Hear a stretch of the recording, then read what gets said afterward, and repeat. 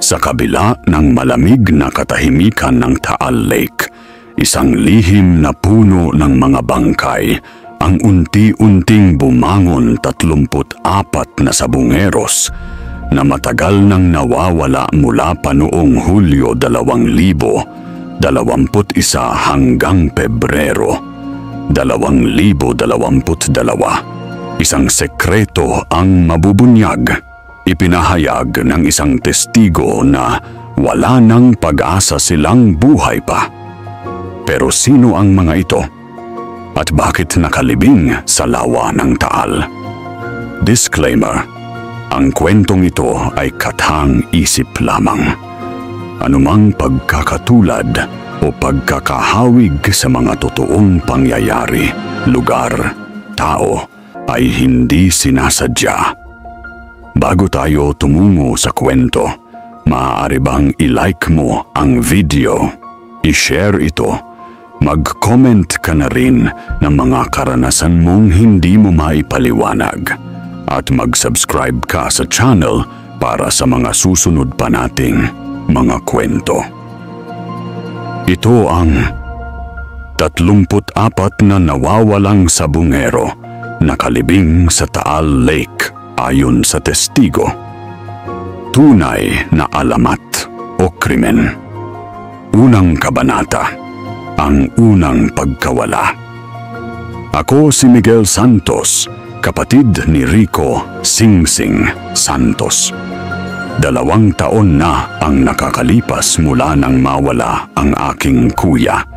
Pero hanggang ngayon, parang kahapon lang nangyari ang lahat. Nakaukit pa rin sa aking isipan ang huling pagkikita namin noong umaga ng Hulyo 12, 2021. Migs, samahan mo ako sa sabungan mamaya, sabi niya habang nag-aayos ng kanyang alaga. Mahilig si Kuya Rico sa sabong simula pa noong bata kami. Kilala siya sa buong Santa Cruz, Laguna, dahil sa kanyang singsing na hindi niya kailanman tinatanggal sa daliri. Sabi niya, swerte daw iyon. Hindi ako pwede, kuya. May pasok pa ako bukas, sagot ko. Kung alam ko lang na iyon na ang huling pagkakataon na makikita ko siya, sinabayan ko na sana siya. Umalis si Kuya Rico ng hapon na iyon kasama ang kanyang mga kaibigan. Mga kilala ko rin naman si Mark Alas Ignacio mula Calamba, si Carlo Tagilid Mendoza mula San Pablo, at si Enzo Putok Manalili mula Santa Rosa. Lahat sila ay mga regular sa sabungan, mga taong walang ibang ginagawa kundi ang magpusta at mag-inuman pagkatapos. Naghintay ako ng 2 araw. Wala pang balita si Kuya Rico. Sa unang linggo, hindi pa ako nag-aalala. Alam ko kasing minsan, kapag malaki ang panalo sa sabong, nagtatago muna siya para hindi siya hingiin ng pera. Pero nang maging 1 buwan at wala pa ring paramdam, doon na ako nagsimulang magpanik. Pumunta ako sa lahat ng sabungan sa Laguna. Nagtanong sa lahat ng mga tao na kilala ni Kuya Rico. Ang mga sagot, pare-pareho lang hindi raw nila nakita si Rico simula noong araw na iyon. Para bang biglang naglaho sa hangin. Pero hindi lang si Kuya Rico ang nawawala. Unti-unti kong nalaman na lahat ng mga kasama niya noon ay nawawala rin. Si Mark, si Carlo, si Enzo, lahat sila ay hindi na nakauwi sa kanilang mga pamilya. Para bang may sumipsip sa kanila sa lupa. Sa mga susunod na buwan, ang mga balita ay hindi na tungkol sa isang tao, kundi sa mga grupong nawawala. Agosto 2021, si Louie Utak Rosales mula San Pedro, at si Andres Tigas Manlangit mula Binyan. Septembre, si Manuel Chong Regalado mula Cabuyao at si Franco Bulagta Alcaraz mula Los Baños. Oktubre, si Efren Kisig Buenavista mula Bay at si Romy Laklak Fabian mula Pagsanjan. Bawat buwan, may bagong pangalan na naidadagdag sa listahan ng mga nawawala. Lahat ay may karanasan sa sabong. Lahat ay naglaho sa gabing walang bakas na iniwan. Tila ba naglaho sila na parang bula.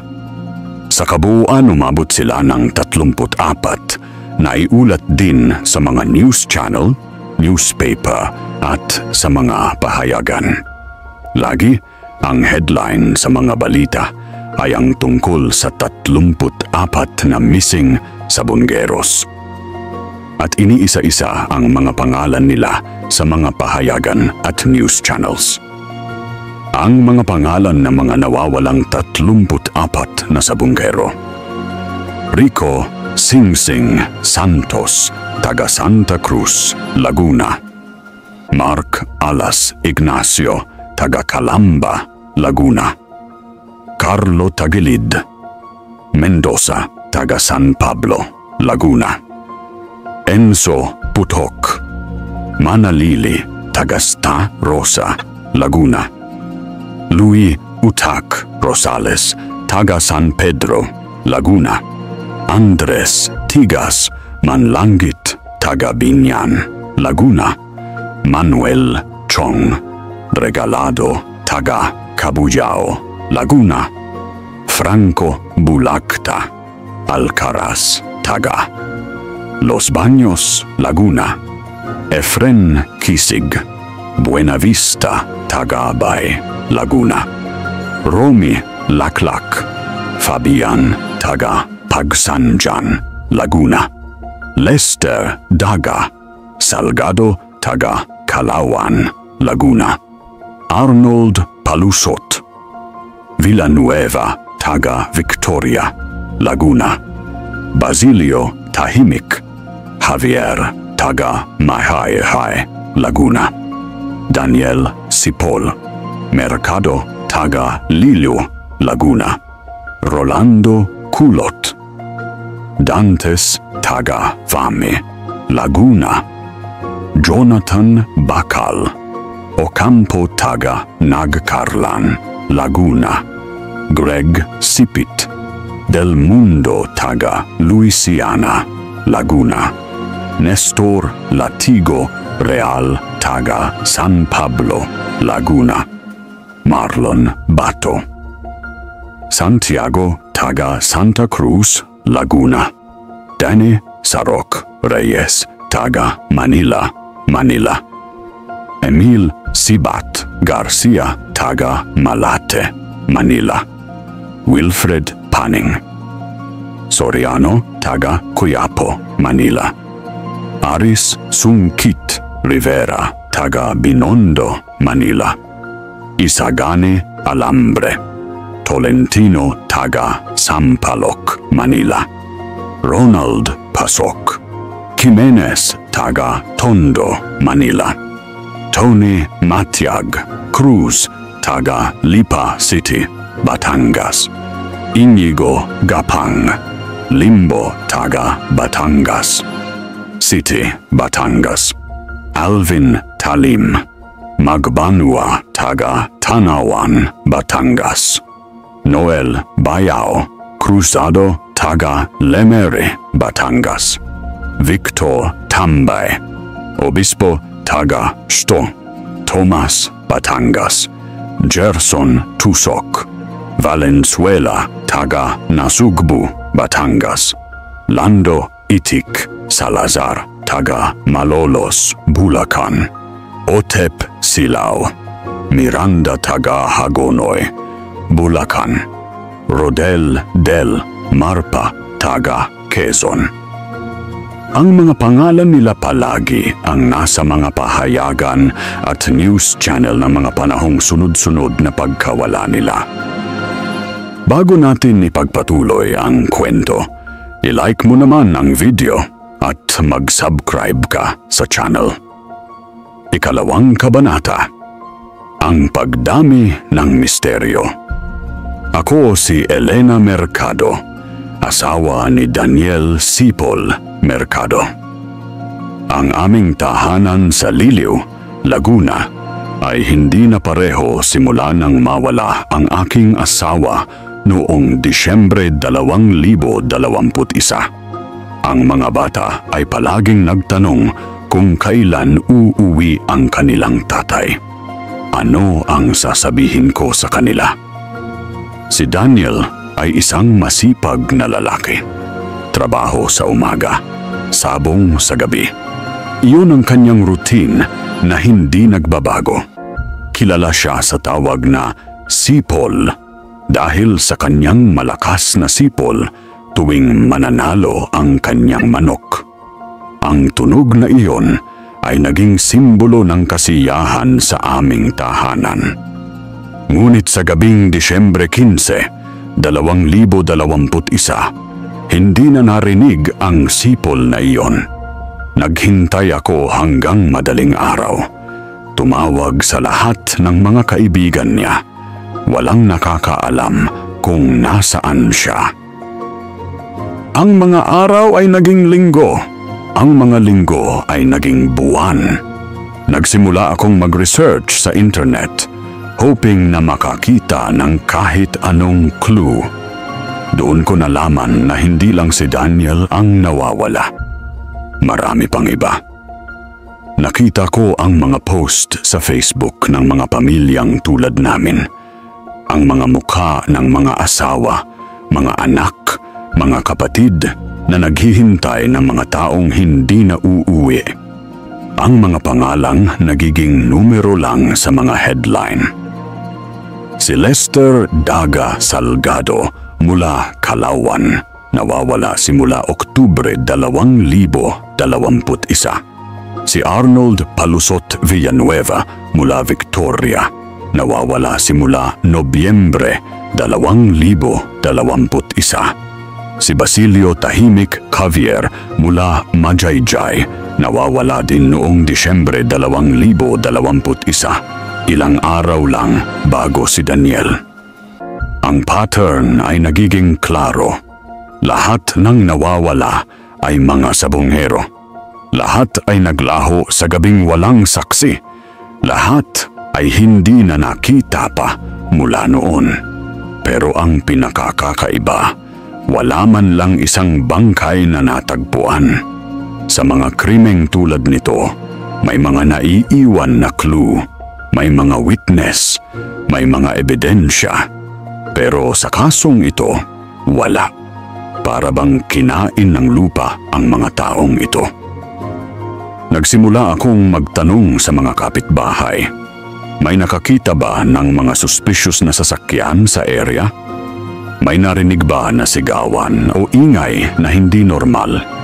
Ang mga sagot ay pare-pareho, wala silang napansin na kakaiba. Pero may isang matandang babae sa kanto, si Aling Marta, na nagsabi ng something na nagpabago sa aking pananaw. "Nak," sabi niya, "ilang beses na akong nakakita ng mga van na dumadaan dito sa gabi. Mga itim na van na walang plate number. Dumadaan sila tuwing may nawawalang tao sa aming lugar." Iyon ang unang clue na nakamit ko. Mga itim na van, walang plate number. Dumadaan sa gabi. Kung umabot ka sa parteng ito, i-comment mo naman kung taga saan ka para malaman natin kung hanggang saan ang inabot ng kwentong ito. Ikatlong kabanata. Ang pagdating ng takot. Ako si Carmen Reyes, ina ni Danny Sarok Reyes. Ang aming tahanan sa Maynila ay naging tahanan ng lungkot simula nang mawala ang aking anak noong Enero 2022. Si Danny ay ang bunso namin, ang swerte ng pamilya. Matalinong bata, pero nahulog sa mundo ng sabong. Naaalala ko pa ang unang beses na narinig ko ang tungkol sa mga nawawalang sabongero sa Laguna. Iniisip ko noon na malayo iyon sa amin. Nasa Maynila kami, ligtas kami. Pero nagkamali ako. Noong gabi ng Enero 2022, umalis si Danny para sa isang sabungan sa Malate. Sabi niya, may malaking pustahan daw. Mas malaki raw ang price kaysa sa mga regular na sabong. Hindi ko na siya pinigilan. 30 taong gulang na siya at may sariling desisyon na. Pero hindi na siya nakauwi. Ang mga araw na sumunod ay naging bangungot. Pumunta ako sa lahat ng sabungan sa Maynila. Nagtanong sa lahat ng mga tao. Ang mga sagot ay katulad ng sa Laguna, walang nakakita sa kanya mula noong gabing iyon. Pero hindi lang si Danny ang nawawala sa Maynila. Sunod-sunod na ring naglaho sina Emil Sibat Garcia mula Malate, Wilfred Paning Soriano mula Quiapo, Aris Sungkit Rivera mula Binondo, Isagani Alambre Tolentino mula Sampaloc at Ronald Pasok Jimenez mula Tondo. Lahat sila ay nawawala sa loob ng 2 buwan. Lahat ay mga sabunggero. Lahat ay naglaho sa gabi.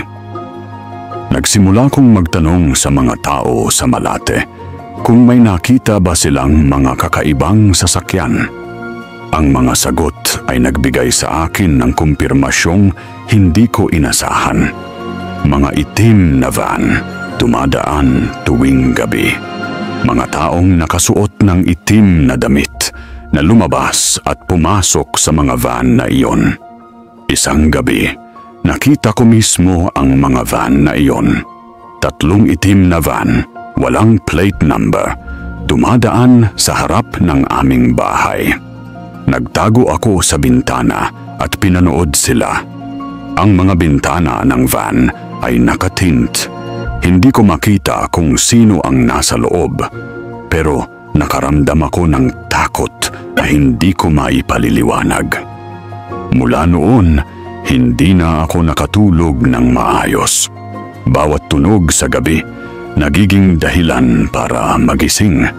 Bawat sasakyan na dumadaan, iniisip ko kung sila ulit ba iyon. Pero ang pinakatakot, nararamdaman ko na may mga mata na sumusubaybay sa amin. Kapag naglalakad ako sa kalye, parang may sumusunod. Kapag nasa palengke ako, parang may nakatingin. Ang takot na iyon ay naging bahagi ng aming pang-araw-araw na buhay. Bago tayo magpatuloy sa ating kwento, nakapag-subscribe ka na ba? Subscribe na. Ika-4 na kabanata. Ang pagdating sa Batangas. Ako si Roberto Cruz, tiyuhin ni Tony Matiag Cruz. Ang aming pamilya sa Lipa City, Batangas ay naging bahagi ng nightmare na ito noong Pebrero 2022. Si Tony ay ang aming family pride, ang bata na naging successful sa negosyo ng sabong. May mga manok siyang nag-champion sa iba't ibang sabungan. Kilala siya sa buong Batangas dahil sa kanyang galing. Pero ang galing na iyon ay naging dahilan din ng kanyang pagkakapahamak. Noong Pebrero 5, 2022, may tumawag kay Tony. Hindi ko narinig ang buong usapan, pero narinig ko ang mga salitang malaking pustahan at siguradong panalo. Ang mata ni Tony ay nagniningas sa excitement.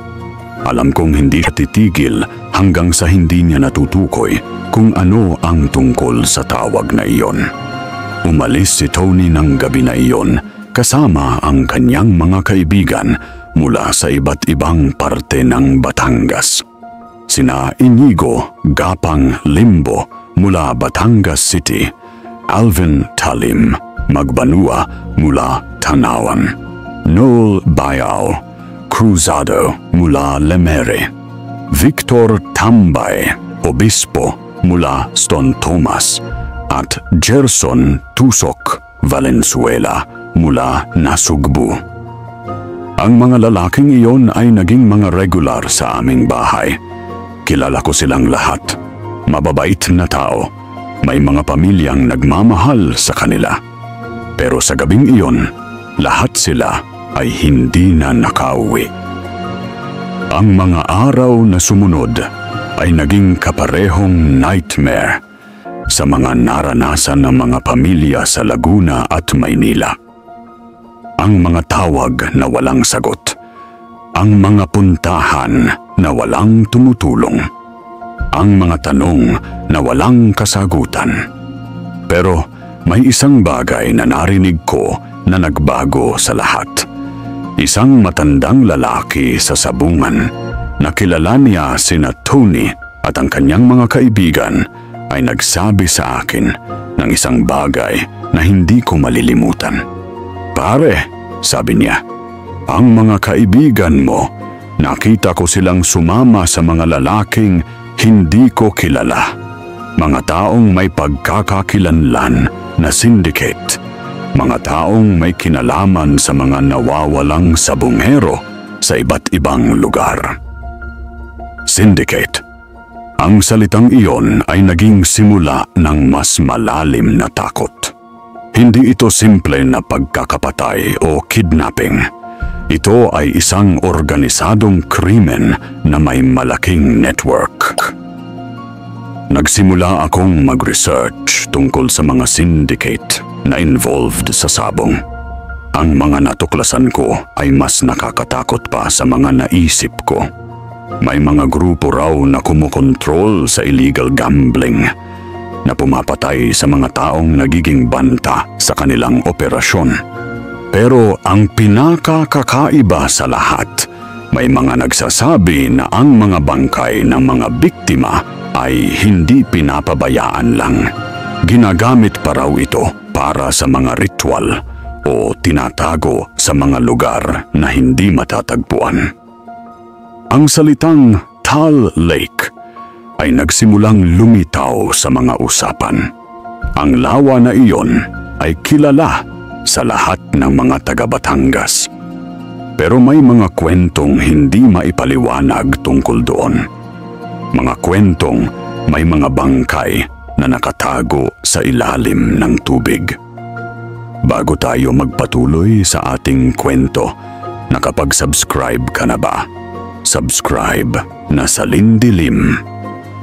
Ika-5 kabanata, ang paghahanap ng katotohanan. Ako si Linda Salazar, asawa ni Lando Itik Salazar.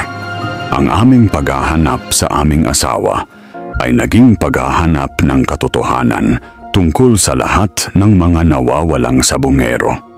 Simula nang mawala si Lando noong Pebrero 2022, ginawa ko ang lahat para malaman kung ano ang tunay na nangyari. Si Lando ay hindi naman taga Batangas. Nakatira kami sa Malolos, Bulacan. Pero may mga kaibigan siyang sabungkero sa Batangas, kaya madalas siyang bumiyahe doon para sa mga pustahan. Kilala siya sa tawag na Itik dahil sa kanyang paraan ng paglalakad. Ang huling beses na nakita ko si Lando ay noong umaga ng Pebrero 20, 2022. Paalis na siya para sa Batangas. Sabi niya, may malaking sabong daw na hindi niya maaring palampasin. Ang mga mata niya ay puno ng pag-asa. Sabi niya, kung manalo siya, magiging maayos na ang aming buhay. Pero hindi na siya nakauwi para makita kung totoo ang sinabi niya. Kasama ni Lando noon si Otep Silao Miranda mula Hagonoy, Bulacan. 2 taga Bulacan na bumiyahe sa Batangas para sa sabong. 2 tao na hindi na nakita pa mula noon. Ang mga buwan na sumunod ay ginugol ko sa paghahanap. Pumunta ako sa Batangas at nagtanong sa lahat ng mga sabungan. Ang mga sagot ay katulad ng mga narinig ko sa iba. Walang nakakita sa kanila mula noong gabing iyon. Pero sa Batangas, nakakuha ako ng mas maraming impormasyon. May mga taong nagsasabi na ang mga nawawalang sabungero ay may kinalaman sa isang malaking syndicate na kumukontrol sa illegal gambling sa buong Luzon. Ang syndicate na iyon ay may mga bus sa iba't ibang lugar. Pero ang pinakamalapit sa amin ay sa paligid ng Taal Lake. Taal Lake. Ang pangalang iyon ay paulit-ulit na naririnig ko. May mga kwentong hindi maipaliwanag tungkol sa lugar na iyon. Mga kwentong may mga kakaibang nangyayari sa gabi. Mga kwentong may mga bangkay na nakabaon sa ilalim ng tubig. Nagsimula akong mag-research tungkol sa Taal Lake. Ang mga natuklasan ko ay mas nakakatakot pa sa mga kwentong narinig ko.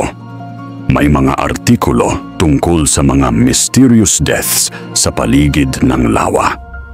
May mga report tungkol sa mga suspicious activities sa mga remote areas. Pero ang pinakakakaiba, may mga nagsasabi na ang lawa ay ginagamit ng mga criminal groups bilang dumping ground para sa mga bangkay. Ang tubig ay malalim at ang mga bangkay ay hindi na makikita pa. Ang ideyang iyon ay nagbigay sa akin ng mas malalim na takot. Kung totoo ang mga sinasabi, ibig sabihin ang mga mahal namin sa buhay ay nakabaon sa ilalim ng tubig. Hindi na makakalibing ng maayos. Bago tayo magpatuloy sa ating kwento, nakapag-subscribe ka na ba? Subscribe na Salindilim. Ika-6 na kabanata. Ang pagdating ng testigo. Ako si Maria Santos, ina ni Rico Sing Sing Santos. 2 taon at kalahati na ang nakakalipas mula nang mawala ang aking anak. Pero sa Hunyo 18, 2025, narinig ko ang balitang magbabago sa lahat. Nakaupo ako sa aming sala, nanunood ng balita sa GMA, nang biglang lumabas ang headline na hindi ko inasahan.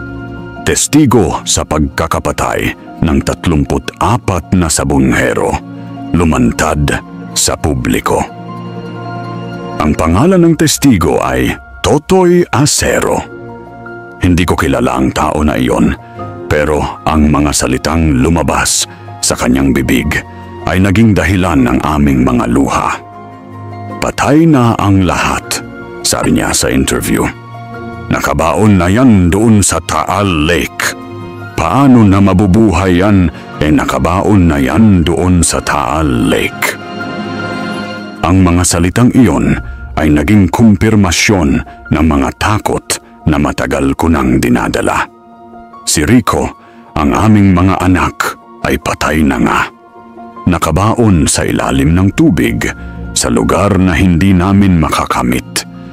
Pero ang mas nakakaluluha, ang paraan ng pagkakapatay na inilalarawan ni Totoy. Tinali gamit ang tie wire, binalot sa plastik, inilipat papunta ng van.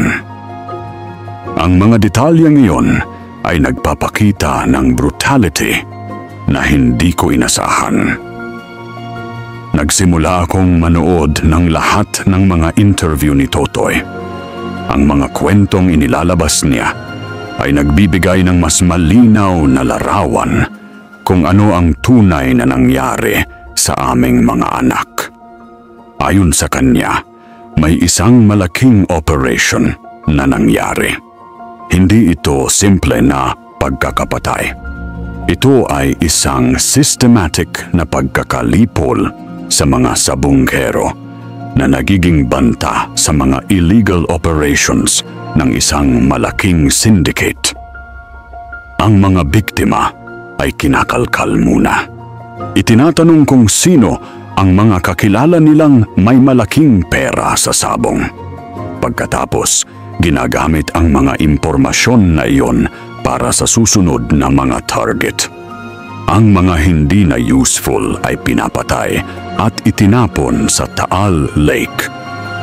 Ang sistema ay simple pero epektibo. Ang mga sabunghero ay naging parte ng food chain ng syndicate. Ang mga maliliit na tao ay ginagamit para makuha ang mga malalaking tao. Ang mga hindi na kailangan ay tinatanggal. Pero ang pinakamasakit sa lahat, ang mga bangkay ay hindi na makikita pa. Ayon kay Totoy, hindi na makikita ang kanilang mga buto. Ang mga pamilyang tulad namin ay walang makakamit na bangkay para malilibig. Ang mga araw na sumunod ay naging iba. May pag-asa na sa wakas, pero may pangamba pa rin. Ang testimony ni Totoy ay magiging susi sa pagkakaroon ng hustisya. Pero ang tanong, magiging sapat ba ito? Bago tayo magpatuloy sa ating kwento, nakapag-subscribe ka na ba? Subscribe na Salin Dilim. Ikapitong kabanata, ang mga detalye ng karahasan. Ako si Elena Mercado at ang mga detalyeng inilabas ni Totoy Acero ay nagbigay sa amin ng malinaw na larawan kung paano namatay ang aming mga asawa. Pero ang clarity na iyon ay nagdulot din ng mas malalim na sakit. Ang mga kwentong inilalabas ni Totoy ay hindi lang tungkol sa 34 na sabungero na nabanggit. Ayon sa kanya, maaaring umabot sa 100 namatay sa ganitong pamamaraan. Ang numero na iyon ay nagiging mas nakakagulat. Kami, sabi ni Totoy sa interview, nakita namin paano ginawa. May ipinakitang video sa amin para malaman namin kung paano dapat gakatayahin ang mga biktima. Ang salitang video ay naging dahilan ng bagong takot. May dokumentasyon pala ng mga pangyayari.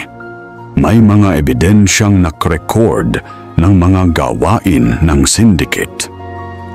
Ang pamamaraan na inilalarawan ni Totoy ay systematic at walang awa. Ang mga biktima ay kinakausap muna ng maayos. Ino-offer sa kanila ang mga malaking pustahan na hindi totoo. Kapag pumunta na sila sa lugar na tinutukoy, doon na sila hinahuli. Ang mga biktima ay tinatanong muna tungkol sa kanilang mga kakilala.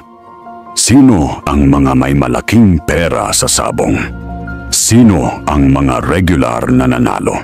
Sino ang mga maaaring maging susunod na target? Ang mga hindi nagsasalita ay pinipuwersa gamit ang iba't ibang paraan. Pagkatapos makuha ang mga impormasyon, ang mga biktima ay pinapatay. Hindi ito ginagawa agad. Minsan, natagal pa ng ilang araw bago sila mapatay. Ang mga pamilya ay naghihintay pa. Hindi alam na patay na ang kanilang mga mahal sa buhay. Ang pagkakapatay ay ginagawa gamit ang tie wire. Ang mga biktima ay nilalagay sa plastic pagkatapos ay nilalagay sa mga van. Ang mga van na iyon ay ang mga itim na van na nakita ng mga witness sa iba't ibang lugar. Ang mga bangkay ay dinadalang sa Taal Lake. Doon, ginagamit ang mga boat para mabitbit ang mga bangkay sa gitna ng lawa. Ang mga bangkay ay binibigyang weight para hindi na tumaas sa ibabaw ng tubig. Ang prosesong iyon ay ginagawa ng paulit-ulit. Bawat buwan, may mga bagong biktima na nagiging parte ng operation. Ang mga pamilyang tulad namin ay naging parte ng isang malaking krimen na hindi namin alam na nangyayari.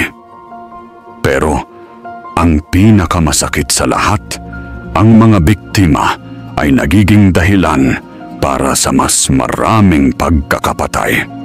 Ang mga impormasyon na nakuha mula sa kanila ay ginagamit para sa susunod na mga target. Ang mga taong namatay ay nagiging accomplice sa pagkakapatay ng mga iba. Ang cycle na iyon ay nagpatuloy ng 2 taon. Mula Hulyo 2021 hanggang Pebrero 2022, ang mga biktima ay sunod-sunod na nagiging parte ng operation. Ang mga pamilyang tulad namin ay naging mga biktima ng isang systemic na krimen. Bago tayo magpatuloy sa ating kwento, nakapag-subscribe ka na ba? Subscribe na Salindilim. 8 Kabanata, ang paghahanap ng hustisya. Ako si Carmen Reyes at ang testimony ni Totoy Acero ay naging simula ng aming pag-asa na magkakaroon ng hustisya. Pero ang pag-asa na iyon ay may kasamang mga hamon na hindi namin inasahan. Ang Department of Justice, Philippine National Police at National Bureau of Investigation ay nagsimula ng pag-aralan ang testimony ni Totoy. Ang mga statement niya ay naging basehan ng isang formal investigation na maaaring magresulta sa mga kaso laban sa mga mastermind. Pero ang problema, ang testimonya lang ni Totoy ay hindi sapat. Kailangan ng mga pisikal na ebidensya para mapatunayan ang mga alegasyon. Kailangan ng mga bangkay. Kailangan ng mga dokumentong magpapatunay sa mga kwentong inilalabas niya. Ang DOJ ay nag-announce na si Totoy ay isasama sa Witness Protection Program. Ang desisyon na iyon ay nagbibigay ng kumpiyansa na seryoso ang gobyerno sa kaso. Pero nagbibigay din ito ng takot na baka may mga taong gustong magpatahimik kay Totoy. Ang mga araw na sumunod ay naging abangan. May mga report na ang NBI ay nagsimula nang mag-investigate sa mga areas sa paligid ng Taal Lake. May mga team na naghahanap ng mga possible sites kung saan maaaring nakabaon ang mga bangkay. Pero ang Taal Lake ay malaki. Ang tubig ay malalim. Ang mga bangkay na nakabaon sa ilalim ay hindi madaling makita. Ang mga expert ay nagsasabi na kailangan ng mga specialized equipment para makita ang mga bangkay sa ganoong kalaking lawa. Ang mga pamilyang tulad namin ay naging mga abangan. May mga meeting na ginagawa para sa mga family members ng mga biktima. Ang mga meeting na iyon ay nagiging lugar para sa mga pagkakaisa at pagkakakilanlan. Nakakita ako ng mga pamilyang hindi ko kilala, pero pareho namin ang dinadalang sakit.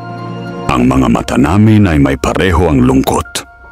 Ang mga kwentong inilalabas namin ay may pareho ang tema, ang mga taong nawala sa gabi at hindi na nakauwi.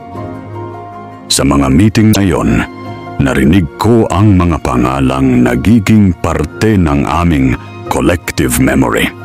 Ang mga tao na nagiging numero sa mga headline ay may mga mukha at mga kwentong tulad namin.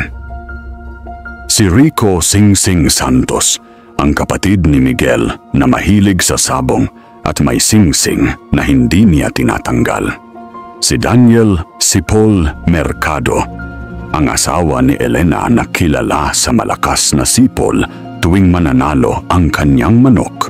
Si Danny Sarok Reyes, ang anak ni Carmen na bunso ng pamilya at swerte. Ang mga pangalang iyon ay nagiging parte ng isang malaking kwento ng karahasan. Pero para sa amin, ang mga pangalang iyon ay ang mga taong naging buhay namin.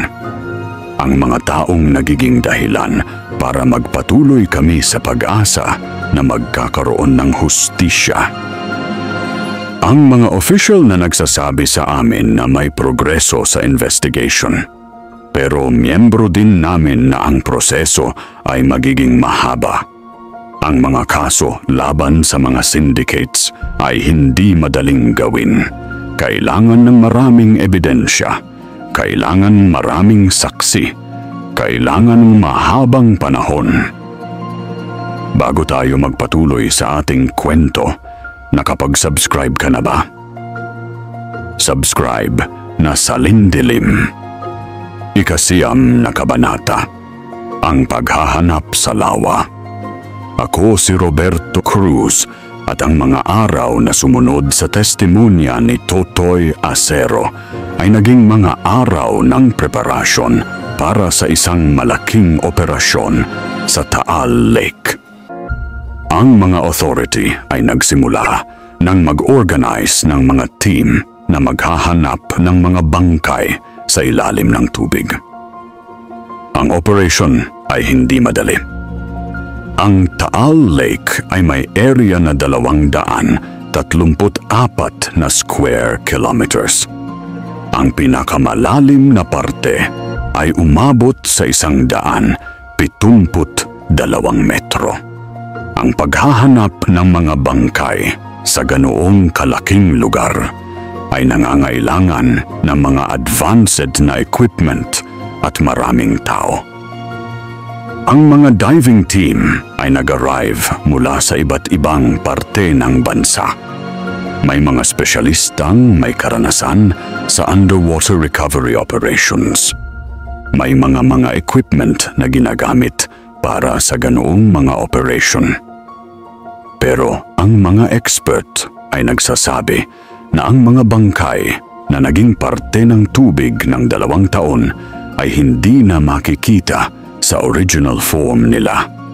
Ang mga tissue ay maaaring nawala na. Ang mga buto lang ang maaaring matira. Ang mga diving operation ay nagsimula sa mga area na sinasabi ni Totoy na possible na location ng mga bangkay. Ang mga lugar na iyon ay sa gitna ng lawa, mga area na hindi madalas na pinupuntahan ng mga tao. Ang mga unang araw ng operation ay walang nakitang ebidensya. Ang mga diver ay bumabalik na walang dalang mga discovery. Ang mga pamilyang tulad namin ay nagiging impatient. Pero naiintindihan namin na ang operasyon ay nangangailangan ng mahabang panahon. Pero sa ika-5 araw na operation, may nakita ang mga diver na nagbago sa lahat. May mga boot na nakita sa isang remote area sa gitna ng lawa. Ang mga buto na iyon ay hindi natural na nakabaon sa lugar na iyon. Ang mga forensic expert ay nagsimula ng mag-examine ng mga buto. Ang mga preliminary report ay nagsasabi na ang mga buto ay mula sa mga tao. Ang mga edad at gender ng mga biktima ay nag-match sa mga description ng mga nawawalang sabongero. Ang mga araw na sumunog sa discovery na iyon ay naging mga araw ng pag-asa at pangamba. Ang mga forensic expert ay nagpatuloy sa pag-examine ng mga buto habang ang mga diving team ay nagpatuloy sa paghahanap ng mas maraming ebidensya. Sa ikalawang linggo ng operation, nakita ng mga diver ang mga bagay na nagkumpirma sa mga kwentong inilabas ni Totoy. May mga tie wire na nakita sa ilalim ng tubig. May mga plastic na may laman na hindi na makikilala. May mga metal na ginagamit para sa pagbibigay ng timbang sa mga bangkay. Ang mga discovery na iyon ay naging physical evidence na kailangan para sa kaso. Ang mga tie wire ay naging patunay na totoo ang mga kwentong inilabas ni Totoy tungkol sa paraan ng pagkakapatay. Ang mga plastic ay naging patunay na ang mga bangkay ay binalot bago itinayo sa lawa. Pero ang pinakamahalaga, nakita ng mga diver ang isang underwater area na parang cemetery. May mga bangkay na nakababad sa tubig. May mga buto na nakakalat sa buhangin. May mga personal na gamit na nakabaon sa lugar na iyon. Ang lugar na iyon ay naging crime scene. Ang mga authority ay nag-establish ng perimeter sa paligid ng area. Ang mga diving operation ay naging mas organized, mas systematic, para makakuha ng lahat ng possible na ebidensya. Sa mga personal na gamit na nakita, may mga singsing, mga relo, mga cellphone na sira na dahil sa tubig. Ang mga gamit na iyon ay naging personal na connection sa mga pamilyang naghihintay. Ang mga gamit na iyon ay naging patunay na ang mga nawawala namin ay talagang nakabaon sa lugar na iyon. Ako si Roberto Cruz, at nang makita ko ang relo ni Tony sa mga personal na gamit na nalabas mula sa lawa, naramdaman ko ang halo ng lungkot at galit. Ang relo na iyon ay regalo ko sa kanya noong birthday niya. Ang relo na iyon ay naging patunay na patay na nga ang aming pinsan. Ang mga DNA test ay nagsimula para sa mga buto na nakita. Ang mga pamilyang tulad namin ay nagsubmit ng mga sample para sa comparison. Ang prosesong iyon ay matagal, pero ito ang magbibigay ng final confirmation kung sino ang mga bangkay na nakita. Habang naghihintay ng mga resulta ng DNA test, ang mga pamilya ay nagpatuloy sa pag-organize para sa legal actions. Ang mga lawyer ay nagsimula ng mag-prepare ng mga kaso laban sa mga suspect na makikilala sa investigation. Ang mga media ay nagpatuloy sa pag-cover ng story. Ang mga headline ay naging mas specific, mas detalyado. Ang mga kwentong dati ay mga rumor lang ay naging confirmed news. Ang mga pamilyang tulad namin ay naging mga personality sa mga interview, mga mukha ng tragedy na ito. Pero sa kabila ng lahat ng attention, ang mga tanong ay nananatili. Sino ang mga mastermind sa likod ng operasyon na ito? Bakit ang mga sabungkero ang naging target? May mga iba pa bang biktima na hindi pa namin alam? Ang mga tanong na iyon ay naging driving force para sa patuloy na investigation. Ang testimony ni Totoy ay naging simula lang. Ang mga ebidensyang nakita sa Taal Lake ay naging confirmation. Pero ang mga sagot sa mga tanong ay kailangan pa ring hanapin. Kung umabot ka sa parte ng video na ito, huwag kalimutang i-like at mag-comment. Ika-10 kabanata. Ang mga mukha ng sindikato. Ako si Linda Salazar, at sa mga susunod na linggo matapos ang discovery sa Taal Lake, nagsimula nang lumabas ang mga pangalan ng mga taong may kinalaman sa sindikato na ito. Ang mga investigation ay naging mas aggressive, mas focused sa pagkakakilanlan ng mga mastermind. Ang testimonya ni Totoy Acero ay hindi lang naging source ng impormasyon tungkol sa mga biktima.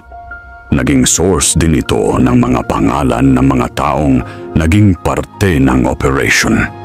Ang mga pangalang inilabas niya ay naging mga target ng investigation. Ayon kay Totoy, ang operation ay pinamumunuan ng isang taong kilala sa underworld ng illegal gambling.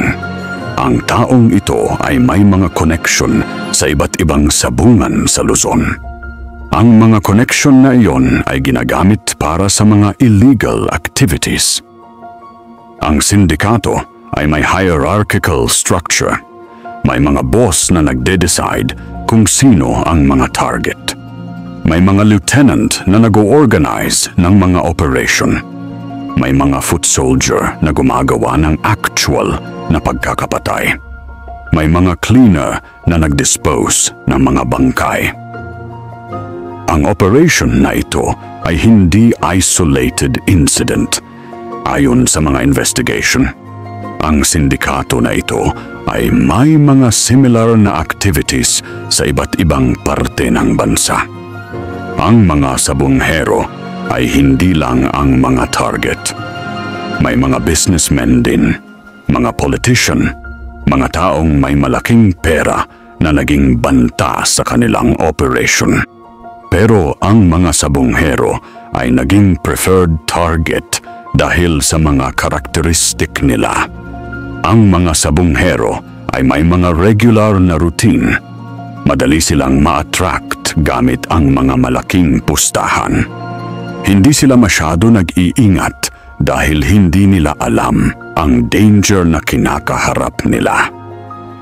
Ang mga taong nagiging parte ng sindikato ay may mga specific na role. May mga scout na naghahanap ng mga target. May mga recruiter na nag-aaya sa mga biktima sa mga fake na pustahan. May mga executioner na gumagawa ng actual na pagkakapatay. Ang mga role na iyon ay distributed sa iba't ibang tao para hindi makikilala agad ang pattern. Ang mga tao na nakikita ng mga biktima sa simula ay hindi ang mga taong papatay sa kanila. Ang mga taong papatay sa kanila ay hindi ang mga taong mag-dispose ng mga bangkay. Ang system na iyon ay ginagamit para sa protection ng mga mastermind. Ang mga foot soldier ay hindi kilala ang mga boss. Ang mga boss ay hindi direktang involved sa mga actual na operation. Ang mga ebidensya ay mahirap i-connect sa mga tao sa tuktok ng organization. Pero ang testimonya ni Totoy ay naging game changer dahil siya ay naging parte ng inner circle ng operation. Alam niya ang mga connection sa iba't ibang level ng organization. Ang mga impormasyon na inilabas niya ay naging roadmap para sa mga investigator. Ang mga warrant of arrest ay nagsimula nang ma-issue laban sa mga taong nabanggit ni Totoy. Ang mga operation para sa paghahabol sa mga suspect ay nagsimula sa iba't ibang parte ng Luzon. Ang mga taong dati ay feeling secured dahil sa kanilang connection ay nagsimula ng magtago. Pero ang mga mastermind ay hindi madaling mahuli. Ang mga tao sa tuktok ng organization ay may mga resources para magtago.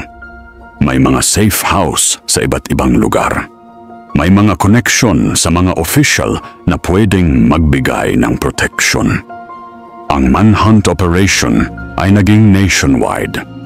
Ang mga local police, ang NBI, ang PNP-CIDG ay naging involved sa paghahabol sa mga suspect.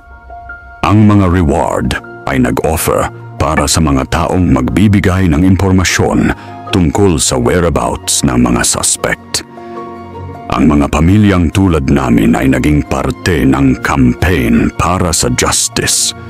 Ang mga mukha namin ay naging simbolo ng mga biktima ng organized crime. Ang mga kwento namin ay naging motivation para sa mga investigator na magpatuloy sa kanilang trabaho. Bago tayo magpatuloy sa ating kwento, nakapag-subscribe ka na ba? Subscribe na sa Salindilim. 11 kabanata. Ang mga sagot sa mga tanong. Ako si Maria Santos at sa mga buwan na sumunod sa discovery sa Taal Lake, unti-unting nalaman namin ang mga sagot sa mga tanong na matagal na naming tinatanong. Ang mga puzzle piece ay nagsimula ng mag-fit together at ang big picture ay naging malinaw. Ang DNA test results ay lumabas after 3 buwan ng waiting. Ang mga buto na nakita sa Taal Lake ay naging match sa mga DNA samples na nisubmit namin. Si Rico, ang aming anak, ay isa sa mga biktimang nakumpirma. Ang mga buto niya ay nakita sa underwater cemetery na nadiskubre ng mga diver. Ang confirmation na iyon ay nagbigay sa amin ng closure na matagal na naming hinahanap. Hindi na namin kailangan mag-imagine kung nasaan si Rico. Hindi na namin kailangan mag-hope na buhay pa siya at babalik sa amin. Ang katotohanan ay masakit, pero ang katotohanan ay nagbibigay din ng kapayapaan. Ang mga resulta ng investigation ay nagbigay sa amin ng mas detailed na understanding kung bakit nangyari ang lahat. Ang sindikato ay may specific na business model. Ang mga sabonghero ay ginagamit para sa information gathering. Ang mga information na nakuha ay ginagamit para sa mas malalaking operation. Ang proseso ay simple pero systematic.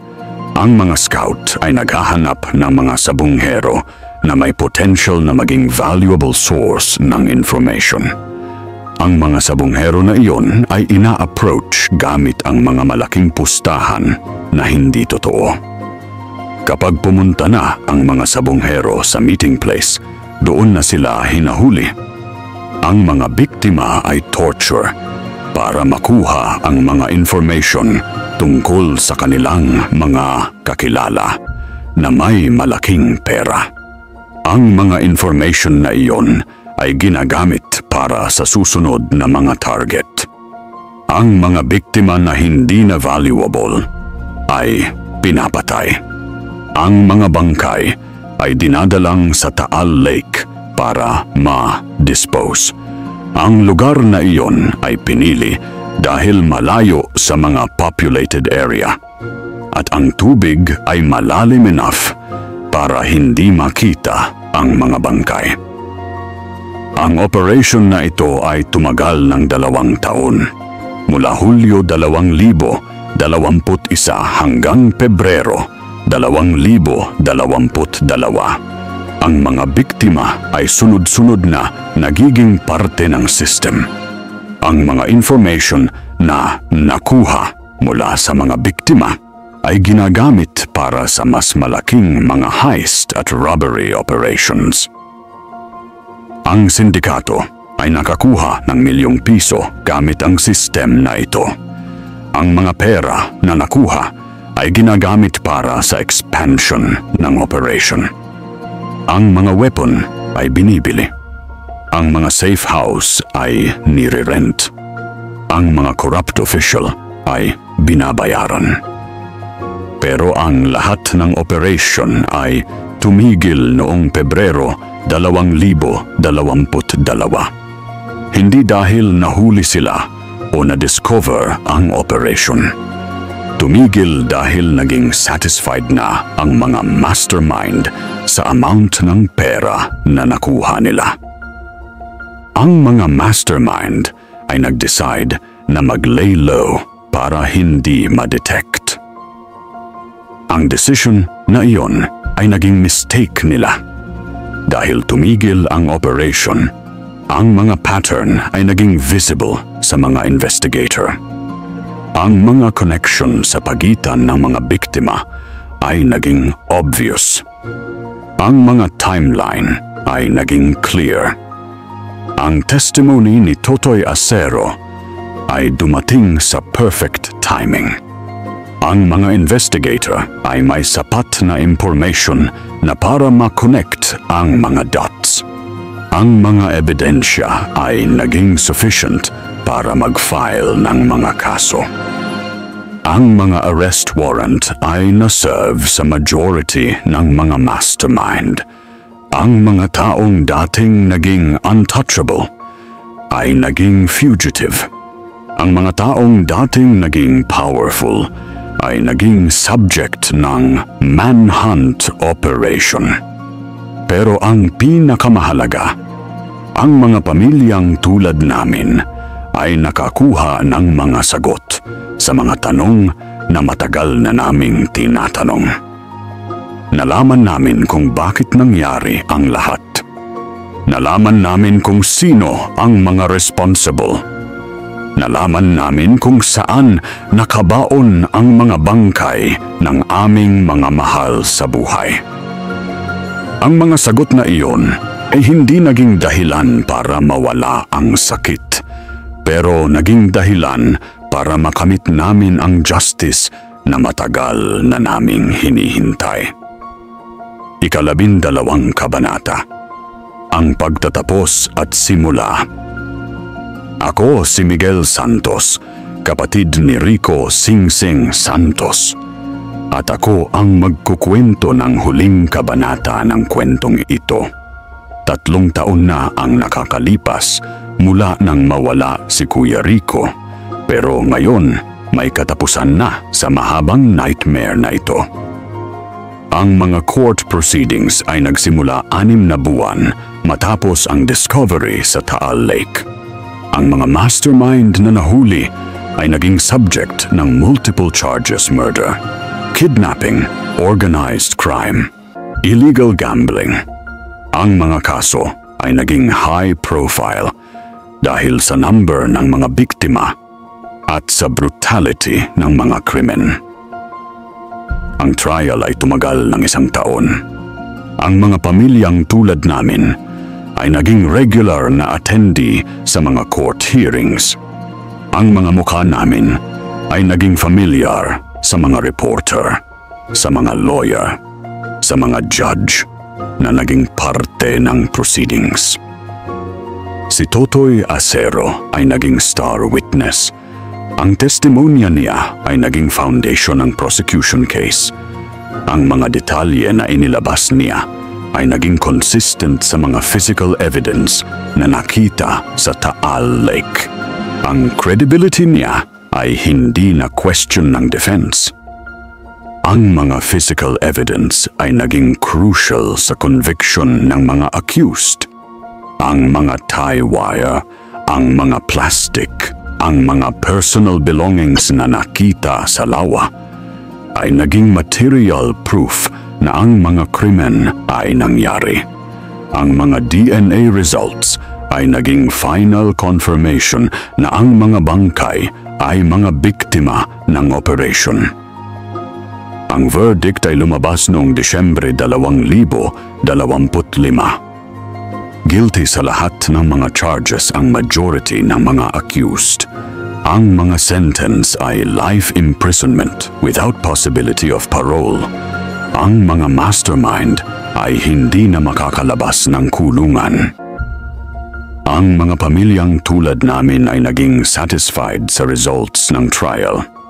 Hindi ito magbabalik ng mga buhay ng aming mga mahal sa buhay, pero nagbibigay ito ng assurance na ang mga responsible ay napunish ng appropriate.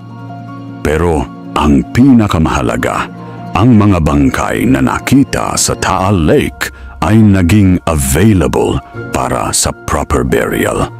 Ang mga buto ni Rico ay naiuwi na namin sa Santa Cruz, Laguna.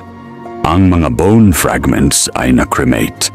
at ang ashes ay naging peaceful resting place sa aming family cemetery.